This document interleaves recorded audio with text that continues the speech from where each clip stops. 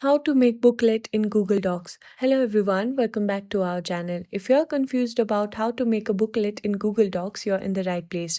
Today, I'll walk you through the exact steps to create a beautiful booklet, so let's get started. First, open your Google Docs document, go to the File menu at the top left corner, then click on Page Setup. Here, you'll want to set your margins. Make sure all the sides, bottom, left, and right are set to 0.5 inches. Once that's done, you need to click on OK.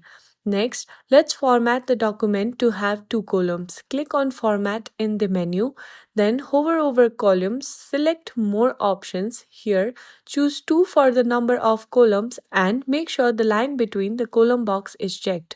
Click on Apply to set it up. Now, we need to insert a column break. Click on Insert in the menu, then go to the break and then select Column Break. This will create a line between your columns, allowing you to write on both sides.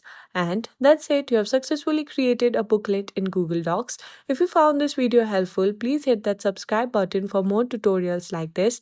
Thanks for watching and I'll see you in the next video.